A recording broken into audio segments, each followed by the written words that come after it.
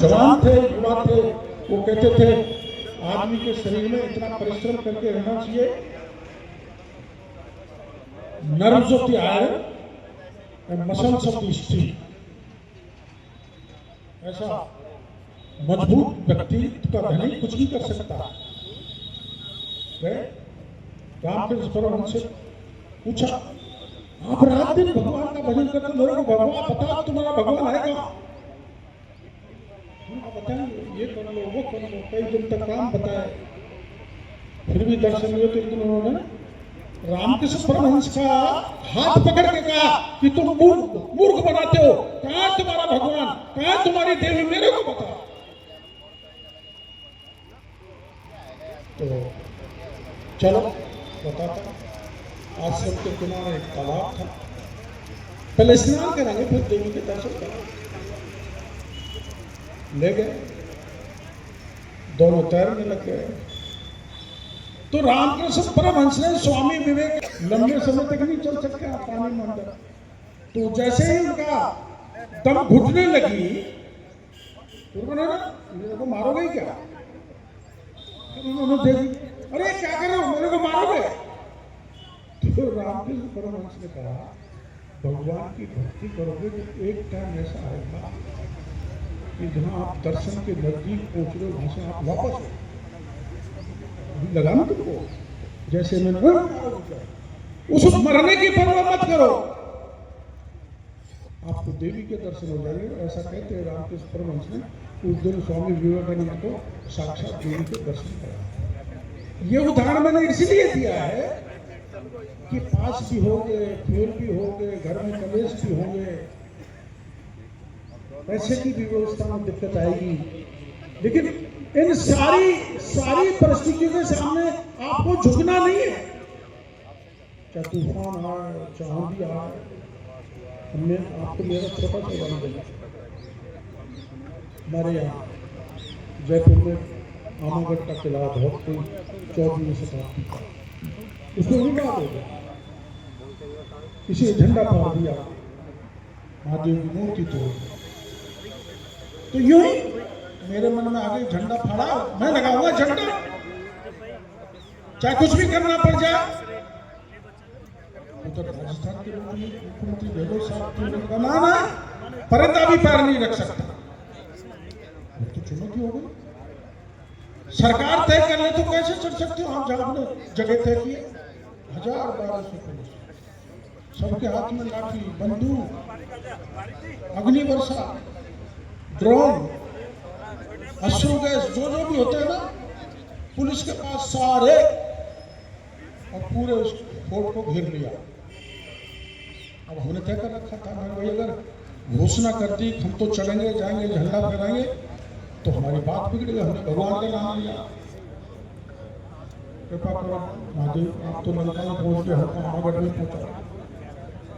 आप सुन लो, रात के 3 बजे हम 9 लोग चढ़े, चलती वर्षा, सीधा पहाड़, फिसलन, कांटे, सांप, घोड़ा, बघेर, लेकिन 6:15 बजे जाके हमने सबकी परवाह न करते हुए हमने 6:15 बजे आमागढ़ पे झंडा फहराया। ये क्या संकल्प है? और आपकी इच्छा शक्ति प्रबल होना चाहिए। जब सही उद्देश्य के लिए चलते हैं और प्रबल इच्छा शक्ति हो, संकल्प हो, तो आपको भगवान भी मदद करता है। यही भगवान है, और है क्या, ईश्वर भी आपको मदद करता है। जितने बच्चे यहाँ पर बैठे हैं, आगे प्रयास के टीचर यहाँ पर बैठे हैं, उनको कहना चाहता हूँ, आप कलेक्टर भी बना दोगे, डॉक्टर भी बना दोगे, इंजीनियर भी बना दोगे, डिफेंस का बड़ा अफसर भी बन जाएंगे, लेकिन वो सच्चे सेवक बनेंगे कि नहीं बनेंगे? आज सुनते हैं कई नए लड़के कलेक्टर लग रहे, लगे लूटने में, पुलिस का अफसर, डॉक्टर मर रहा, अच्छे रहा, जब तक पैसा नहीं जाता, जब तक मरीज को संभालते नहीं। आप कुछ भी बन जाए, आपके मन में जब तक मानवता, जन सेवा का भाव नहीं आएगा, तब तक आपका कलेक्टर, एसपी, डॉक्टर, इंजीनियर बनना बेकार है, मेरी परवाह से। मेरी परिभाषा है, आप बड़े अफसर बन के सुख प्राप्त कर सकते हैं, संपत्ति प्राप्त कर सकते हैं, अच्छी धर्मपत्नी, अच्छे बच्चे, बड़े बड़े बंगले, लग्जरी गाड़ियां। जिन लग्जरी गाड़ी में आप जा रहे हो और उसी सड़क पे उघाड़े तन से कोई व्यक्ति जा रहा है, उसके कपड़े की, उसके खाने की क्या व्यवस्था होती होगी। महात्मा गांधी ने कहा था, दरिद्र नारायण के हृदय में ईश्वर विराजमान होता है। और अपन सब, चाहे आप कलेक्टर बनो, चाहे मंत्री बन गए, अगर हम जनता की सच्ची सेवा नहीं करेंगे ना तो सब कुछ बेकार। इसलिए एक उदाहरण देना चाहूंगा।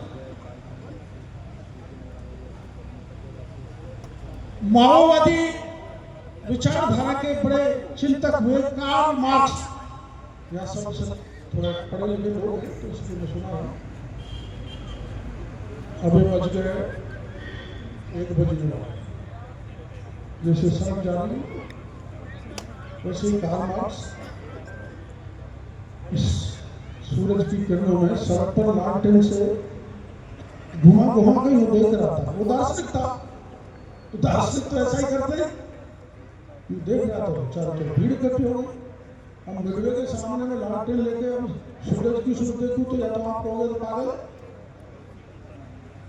या कहोगे इससे पूछे ढूंढ क्या रहा। तो कार्ल मार्क्स से लोगों ने पूछा, राहगीर ने रोक के कि क्या ढूंढ रहे हो। तो कार्ल मार्क्स ने कहा, आई एम सर्चिंग द मैन, मैं व्यक्ति ढूंढ रहा हूं, व्यक्ति। उनका हम सब आदमी तो है ना, I am searching a man of high moral value and principle. बड़ा सिद्धांतवादी और नैतिक जीवन उद्यत चरित्र वाला व्यक्ति मैं ढूंढ रहा हूं, मेरे को मिल रही है। अब अपन छोटे से मामले में फिसल जाते हैं, अपन छोटे से लोग में पड़ जाते हैं। उस एक्सट्रीम पर जाना जो कार्ल मार्क्स ने कहा है वो तो बड़ा मुश्किल है। लेकिन अब जो नैतिक गिरावट आ रही है समाज में, देखो मेरे को बात नहीं करनी चाहिए। कार्ल मार्क्स ने उदाहरण बहुत अच्छा दिया है। अगर ऐसे 10 स्वामी विवेकानंद आज हो जाए तो हमारे देश का चरित्र बदल देगा, देश का भाग्य बदल देगा। नरेंद्र मोदी बदल रहा है बड़े परिश्रम के साथ। ये मैंने उदाहरण दिया है। आज मैं मंत्री हूँ, मेरे पास आप बुरा मत मानना, ये बात यहाँ कहने की आवश्यकता नहीं है, लेकिन मजबूरी में कह रहा हूँ कि 9-10 केस ऐसे आते हैं माता पिता मेरे पास जो कहते हैं मेरी बच्ची भागी। कभी ऐसा होता था? और गांव का ऐसे आते 50% ऐसे आते हैं कि गांव का आदमी, गांव का। अब हम पहले एमएलए का चुनाव हो रहा था 80 में, तो 100 से 500 मेरे जेल में रख देते थे प्रचार कराने वाला। तो जो भी भाई तेरे गांव की बहन बेटी मिले, जो की मिले, कुमार की मिले, बैरवा की मिले, उसको पैसे दे दिया। वो तो वोट का लोग का वोट के कारण दे दिया। हमारी एक गांव में 2 बहन बेटियों ने मुझे तो माहौल बनाया। लेकिन आप भी पहले जब गांव में जाते थे, एक बार मैं मेरे पिताजी के साथ मेरी बहन के यहाँ चला गया, छोटा ही था, मिल रहा मिलने समय ज्यादा लग गया तो प्यास लगी, तो मेरे पिताजी ने मेरड़ा का पानी नहीं पिया, खेड़ी से मंगा के पानी पिया। वो समय था, आज की तो बहन बेटी को नहीं छोड़ते, बहन बेटी को डाल देते, और गांव की बहन बेटी चपेरी नहीं हो सकती, ऐसी भी हो। ये गिरावट आकर रुकेगी कैसे? इस दृष्टि से मैं प्रयास से गुरुजन बंदी में कहना चाहूँगा कि बच्चों को नैतिक अध्ययन कराना भी जरूरी है। शायद आप कराते हो।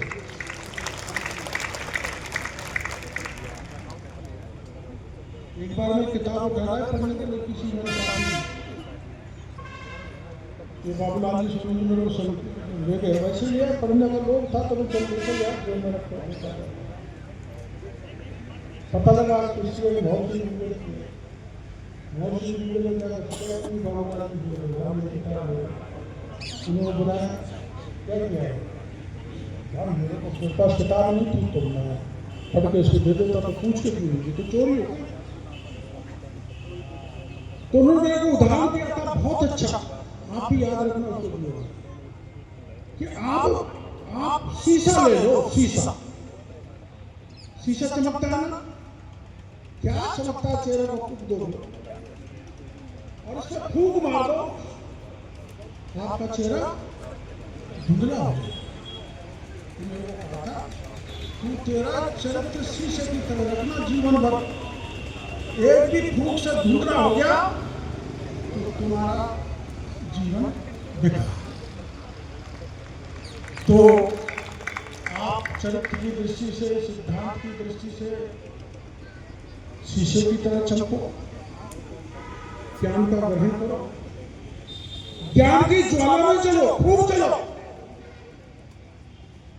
और ज्ञान की ज्वाला में चलो। सूरज नहीं, सूरज बन सको तो सोने में सुगंध है, सूरज नहीं तो तारा अवश्य बनना। ऐसे मैं प्रयास के बच्चों को कहना चाहता हूँ, प्रेरणा देना चाहता हूँ। ये बात भी सही है, जगह जगह किराया भटकना, इधर जा रहे हैं उधर जा रहे हैं, वो किराया मिल रहा है, कुछ सही व्यवस्थाएं बच्चों की हो पा रही। एक तो मेरे पास भामाशाह है चंदन से, और एक भामाशाह है हरिओम से। हरिओम जाए किधर गए? देखो आप दोनों के पास जमीन है, मैंने पता कर लिया आते हुए रास्ते में, लेकिन जमीन फ्री नहीं है, पैसा दे, पैसा मैं दूंगा, क्या कहीं से लाएंगे, पर पैसा दूंगा उसमें आप मेरे से बचत नहीं लोगे। 1 रुपया की जमीन को 70 पैसे में लूंगा, 1 रुपया की जमीन को आप 150 दो तो 150 नहीं दूंगा, 70 पैसे दूंगा। अगर आप वैसे ही दे दो तो सोने में सुगंध है, और इसमें क्या है, भगवान आपका भला करे। ये बच्चियां हैं, पता नहीं कोई सी कलेक्टर बन जाए, वही 2 साल आगे लग जाए तो वैसे कल्याण कर देंगे। तो इन्होंने हमको जमीन दी थी, खैर वो आपकी इच्छा की बात है, लेकिन मैं प्रयास में जो लगे हुए उनसे कहना चाहता हूँ कि आपके तीन पंचायत समिति है, मंडावा में भी जगह दिलाएंगे, नहीं दिलाएंगे, महुआ में भी दिलाएंगे, एक पंचायत समिति रहेगी मनोहरपुर। अब आप बताओ नहाड़ा साला का बच्चा यहाँ पे आएगा तो वहां भी एक बनाओ, वहां जमीन पर बिल्डिंग बना के मैं दे दूंगा, बिल्डिंग का डिजाइन आप दे देना, उसमें 2 करोड़ खर्च हो, 3 करोड़ खर्च हो, मैं कर दूंगा।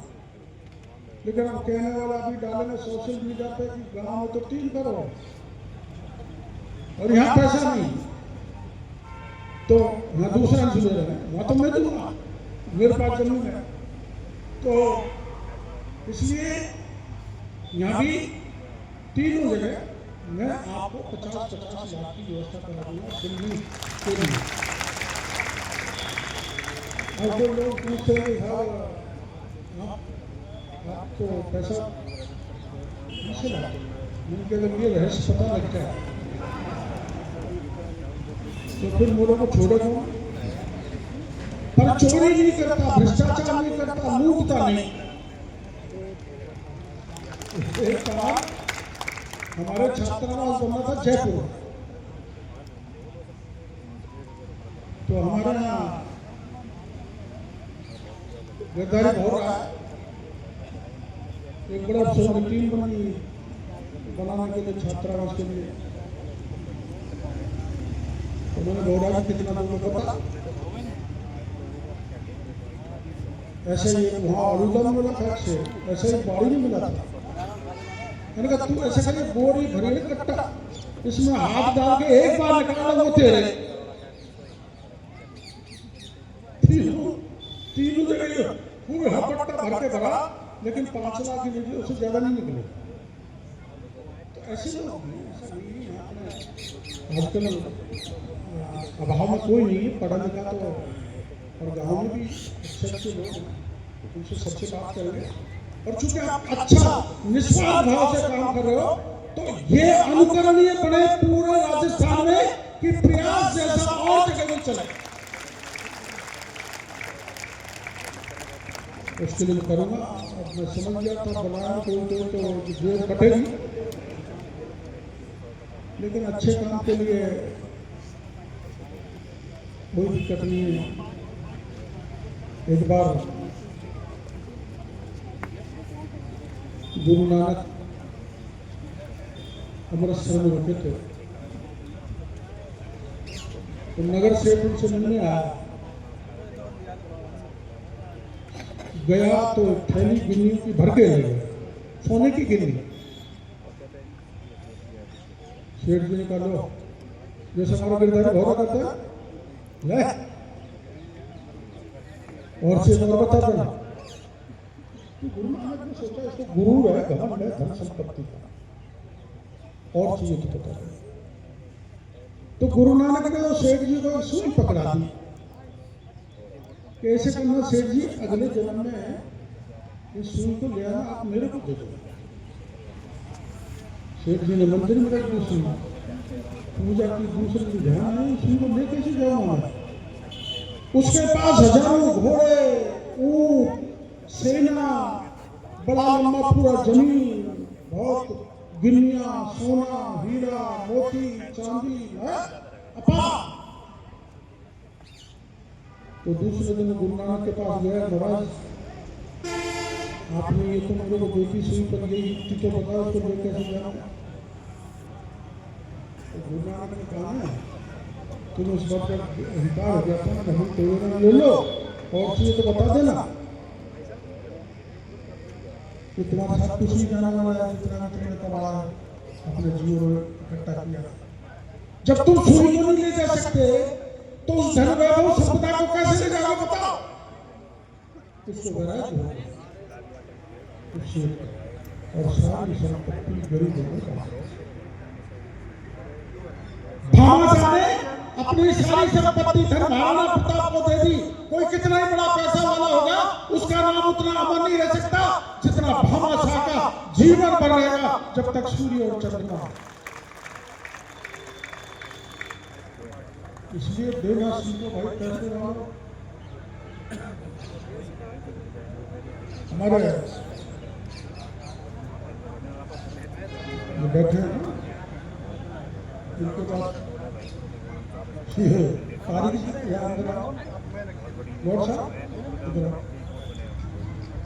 देवी शाह जी, देवी शाह जी हैं, 90 साल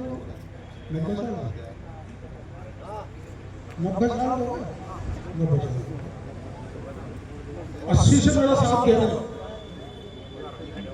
80 से मिलने नहीं जाता हूँ, कभी मन्नत आती है तो टाइम नहीं मिलता। 90 साल हो गए, मैंने पूछा, मैं तो समझ रहा था मर गया, तो जिंदे हो। वो कभी तो पूरी 100 साल कर देगा ना, ये तेरी इच्छा शक्ति होनी चाहिए। और वहाँ अड़ जाता था, लड़ जाता था, झगड़ लेता था, नौकरी में था, बोले ना सब वोट बीजेपी को जाएंगे। और जब पार्टी से बाहर कर दिया वसुंधरा जी ने, कि मैंने ये है कि गड़बड़ हो गया, पार्टी से बाहर हो जाए। ऐसे ऐसे महापुरुष और जिंदे हैं, तब तक डॉक्टर देवलाल को किसी प्रकार की कोई कमी नहीं कर सकते। बट ये काम लेके आए, अब हमारी भी कमी है, हमारे साहब आप भी ध्यान रखना होगा। एक एक टेलीफोन जनता का उठना चाहिए, एक एक फोन, कैसी भी व्यवस्था हो। अब 90 साल का व्यक्ति 10 दिन तक फोन करेगा और आप फोन नहीं उठाओगे तो कितना दुख होगा। मैं नहीं उठाऊंगा तो कितना, कि मैं रात दिन उसके लिए लगा रहता था और मैं 10 दिन से फोन कर रहा हूँ, मेरा फोन नहीं उठा, ये सबसे बड़ा पाप है हमारी तरफ से। आज मैं संकल्प लेके जा रहा हूँ आपके यहाँ से, मेरे चाहे एक्स्ट्रा स्टाफ लगे, कोई भी फोन आएगा वो उठेगा जरूर, इस बात का आश्वासन है सब भाइयों को देंगे। तो मैं कोशिश करता हूँ, पर मेरे तो पूरे राजस्थान से आते रहते हैं, मेरे तो फोन की सांस रुक जाती है, इसलिए बात नहीं हो पाती तो कई भाई नाराज हो जाते हैं। तो इस धरती का सबसे बड़ा आशीर्वाद मेरे पे रहा है, मेरे परिवार पे रहा। महुआ मेरे को वैसे ही दे दिया था, मेरे को टिकट ही नहीं लेता था, और जब मैं टिकट लेके यहाँ आया तो मीना भाई कहने लगे कुर्सी बढ़िया बाबा की पार्टी है, टिकट हम वोट देना गया और देखो करता छोले वोट से हारा। मैं जानता नहीं था कैसे चुनाव लड़ा जाता। मेरे पीछे दो आदमी तो ऐसे लगे रहते थे, हाथ ही हो रहा थोड़ा पीछे से खुशी का मारते थे ना, तो पूरे प्रचार में हाथ नहीं लगे।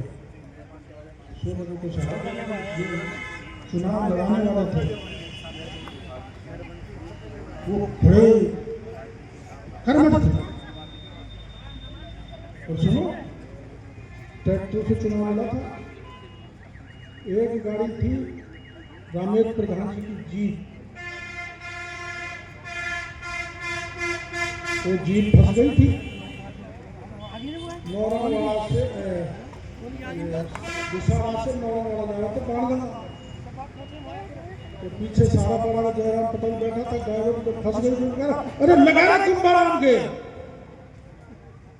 वो जब जहाँ तक तो मैं गया तो उसमें क्या कहते हैं लास्ट गियर को, तो टॉप गियर नहीं, 4 व्हील क्या कहते हैं, 4x4 वाला लगा दिया और गाड़ी आगे निकल गई। फिर बाहर जाके गए, कपड़े वपड़े सबने फटकारे। जब मैंने पूछा जयराम बाबा ये बता ये कौन सा होता है, हमने तो सुना कुंभाराम एक नेता है कांग्रेस में, पक्षी काम नहीं रुके, इसे बने तो हमारी मेहनत को कहीं इशू नहीं बन को थैला उठा पा रहा तो कोई मतलब नहीं। तो वो कुंभाराम वाली बात मेरे को याद आ गई। कुंभाराम जब कह देता था ना, कलेक्टर कहते थे बाबू, वो बोलते थे, उनका वो भाषा थी, मैं उतना नीचे नहीं उतरता। पर एक दिन मेरे पास एक महिला, नहीं 4-5 महिला, उन्होंने कहा बाबा हमारा मंदिर का काम रोक दिया, कलेक्टर सुखो, तहसीलदार सुखो, नाजिम सुखो। मैं किसी से नहीं कहता हूँ, मैं तेरा हाथ पे लिख देता हूँ, मंदिर का काम चलेगा, कोई नहीं रोके इस काम को। मैं परसों आ रहा हूँ, तो मंदिर का काम अब तक चल रहा है, वो हाथ पे जो मेरे को कुंभाराम याद आ गया, मैंने मार दिया। वो अखबारों में भी छपा था, अगर आपको पढ़ने को मिला, मैंने भी मार दिया। तो वो तो बुजुर्ग, मैं फिर जयराम बाबा इस दुनिया में नहीं है, लेकिन उसकी आत्मा खुश हो रही है कि हमारा नेता इतना वजनदार है, इतना दमदार है, जो तय कर लेता उस काम को करके दिखा। इसलिए संकल्प शक्ति होनी चाहिए, आपकी इच्छा शक्ति प्रबल हो, लक्ष्य जो तय किया उसके लिए परिश्रम हो, चाहे कितना भी करना पड़े। और कभी परीक्षा में हम पास नहीं हुए, अपना लक्ष्य मिले तो निराश मत हो, बिल्कुल। मैं 14 बार चुनाव लड़ा हूँ, मैं 7 बार आ रहा हूँ, 8 बार जीता हूँ। मैं भी बहुत आ रहा हूँ, लेकिन रुका ही चलता रहा, पूरे राजस्थान को नापा चुनाव लड़ते लड़ते। बाद में गोल मार गई है, अब गोल मार को भी आपने जिता दिया, फिर भतीजों को भी जिता दिया। तो इससे बड़ा एहसान महुआ की जनता का कोई नहीं हो सकता। हमारा पूरा परिवार आपके एहसान को कभी भी नहीं भूलेगा, जम के सेवा करेगा। इन्हीं शब्दों के साथ मैं सभी का बहुत बहुत आभार प्रदर्शित करना चाहता हूँ, धन्यवाद देना चाहता हूँ। जमीन सलाम करे, आसमां सलाम करे, कुछ काम ऐसा करो मेरे दोस्तों की सारा जहां सलाम करे। जिसके जिंदगी में शौर्य, पराक्रम, वीरता, साहस और दृढ़ संकल्प आभूषण रहे हो, उनको आप सुन रहे थे। तो जितने भी बच्चों ने आज क्या सुना है, विकल्प बहुत मिलेंगे मार्ग भटकाने के लिए, संकल्प एक ही बात है मंजिल पर पहुंचने के लिए। संकल्प जिसने ले लिया वो टूटेगा, गिरेगा, हताश होगा, घबराएगा, लेकिन निश्चित रूप से एक दिन मंजिल पर जरूर पहुंचेगा। डॉक्टर साहब का आज का जो स्पीच, मुझे लगता है कि 10-20 साल में पहली बार विद्यार्थियों का स्पीच है। इसलिए सभी विद्यार्थी ये संकल्प ले लें कि इस धरती से हम लोग कलेक्टर भी बनेंगे, लेकिन ईमानदार बनेंगे। जैसा आपने हमें संदेश दिया है उसको हम पूरा करेंगे। और प्रयास वाली टीम इस समय खड़ी हो जाए। प्रयास के जितने भी पदाधिकारी हैं, आप लोग सभी डॉक्टर साहब का आभार व्यक्त करें। जो आप चाहते थे उनकी मनसा के अनुसार एक जगह की बजाय 3 जगह आपको छत मिली हुई है। राजन अध्यक्ष,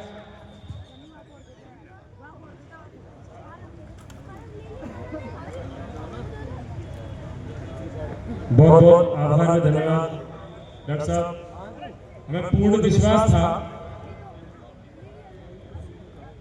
अपने चिन्मन और किशोर जी ने तय किया है 5-7 दिन में जगह तय करके एमएलए साहब को बता देंगे। बहुत बहुत धन्यवाद।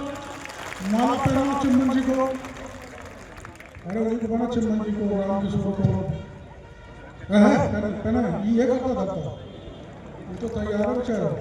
और प्रधान जी कहाँ गई? इनको पहना पहना पहना। इधर आ गया। तुमको जगह मिल रही है, कोई से आओ भागी भागी।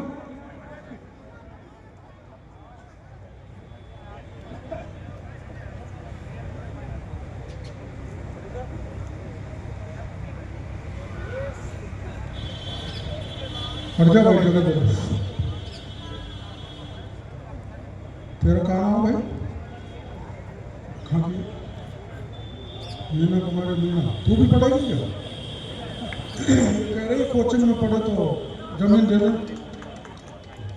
कहते हैं कि महादेव से जब भी कोई कुछ मांगता है तो निश्चित रूप से महादेव जोर से ताली बजाओ। कुछ न कुछ तो देते ही हैं। भारत माता की जय। भारत माता की जय। वंदे मातरम। वंदे मातरम। वंदे मातरम। हम डॉक्टर साहब को कभी कभार भोले भंडारी महादेव बाबा भी बोलते हैं, क्योंकि जो कुछ भी उनके हाथ में आता है उसी को दे देते हैं। प्रयास संस्था आज बहुत बहुत सौभाग्यशाली है कि आपको राजस्थान के कैबिनेट मिनिस्टर और दानदाताओं के दाता अर्थात भामाशाह जो भी कुछ मांगते हैं देने की पूरी कोशिश करते हैं। एक जगह की बजाय 3 जगह ये लाइब्रेरी बनेगी, छत मिलेगी, बच्चे पढ़ेंगे, बेटियां पढ़ेंगी और बहुआ का नाम रोशन होगा। Hello hello hello hello hello hello. हाँ हरे प्रयास को मान बढ़ायो दोनों साथ।